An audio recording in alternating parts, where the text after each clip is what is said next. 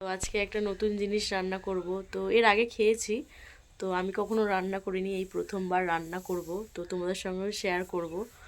তো মা রান্না করেছে, খেয়েছি, আমি নিজে কখনো করিনি। তো আমি আজকে করব, তোমাদের সঙ্গে শেয়ার করবো। তো তোমরা দেখতে থাকো। এই যে হচ্ছে সেই জিনিস। তো এইটা তোমরা কারা কারা খাও? তো এটাকে বলে হচ্ছে খাম আলু। তো এই প্রথম আমি রান্না করব, মা রান্না করেছে, খেয়েছি এতদিন। তো এবার আজকে আমি রান্না করব, কারণ আমার শ্বশুরবাড়িতে এদেশীয়। তো এদেশীয়রা মানে খায় না এইসবগুলো। তো আমার শাশুড়িকে কখনো এইসব বানাতে দেখিও নি, করেনি, মানে ওরা খেতে জানেই না। আর অ্যাকচুয়ালি এটা হচ্ছে বাঙালদেরই খাবার। তো আমার বাপের বাড়ি হচ্ছে বাঙাল, আর আমার বিয়ে হয়েছে এদেশীয়র সঙ্গে। তো আমার বড়রা হচ্ছে এদেশীয়, তো যার জন্য ওরা এসব খেতে জানেই না।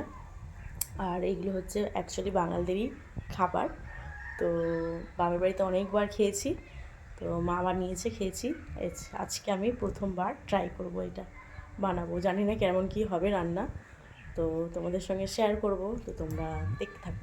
তো এই যে হচ্ছে খাম আলু, তো আমার ভালোই লাগে খেতে, তো আমাদের বাড়িতেও খুব পছন্দ করে। তো এটা কেটে নেব এবার আমি। তো এই যে হচ্ছে এবার আমি আলুগুলো কেটে নেব। তো আগে আমার বর খেত না, তো এখন হচ্ছে ও খায়। তো যার জন্য বাড়িতে রান্না, ও না খেলে হয়তো করতামও না, যেহেতু দুটো মানুষ, ও খাবে আর আমি খাবো না, আর একার জন্য ভালো লাগে না নিজের জন্য রান্না করতে।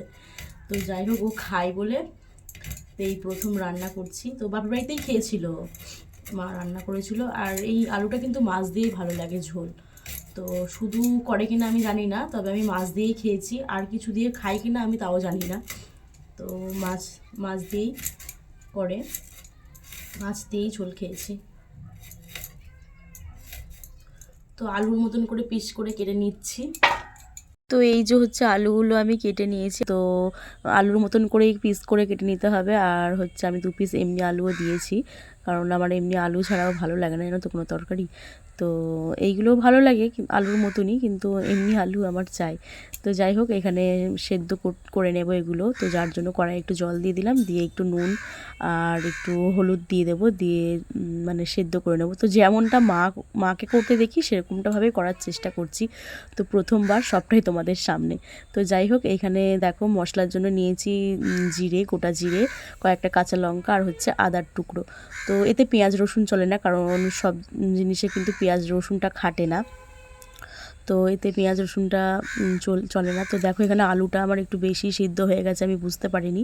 আমি ভেবেছি হয়তো একটু টাইম লাগবে সিদ্ধ হতে। আমি একটা জিনিস স্কিপ করে গেছি, যখন আলুগুলো সিদ্ধ হচ্ছিলো তখনই কিন্তু আমি মশলার পেস্টটা দিয়ে দিয়েছিলাম, আদা আর ওই জিরের যে পেস্টটা, একদমই মানে নরম হয়ে গেছে। তো নেক্সট টাইম করলে তখন মানে একটু ধ্যান রাখবো। তো আমি ভেবেছি একটু সময় লাগবে, যার জন্য আমি আর দেখে যাওয়া হয়নি।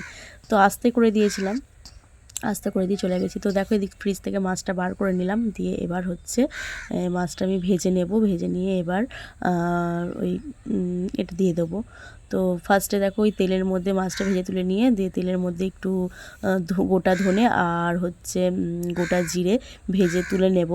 তো তুলে নিয়ে তারপরে ওই তেলেই দুটো তেজপাতা আর হচ্ছে গোটা জিরে দিয়ে ফোড়ন দিয়ে দেবো। তো তোমরা যারা এদেশীয়রা রয়েছে, যারা খাও না, একবার বানিয়ে খেয়ে দেখো, খুব ভালোই লাগে কিন্তু। তো আমি পরে যেহেতু ভয়েস ওভার করছি, যার জন্য জানি, কিন্তু তরকারিটা মানে খেতে খুব টেস্ট হয়েছিল। আলুগুলো একটু মানে গলে গেছিলো বেশি, কিন্তু খেতে তরকারিটা টেস্ট হয়েছিল।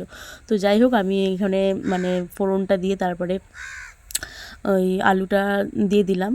দিয়ে এবার যেই ভেজে রাখা মশলাটা করেছিলাম, মানে মাছগুলো দিয়ে দেওয়ার পর তারপরে যেই মশলাটা ভেজে রেখেছিলাম সেই মশলাটা দিয়ে দিলাম। দিয়ে এবার একটু ঢেকে চাপা দিয়ে একটু ফুটিয়ে নেব।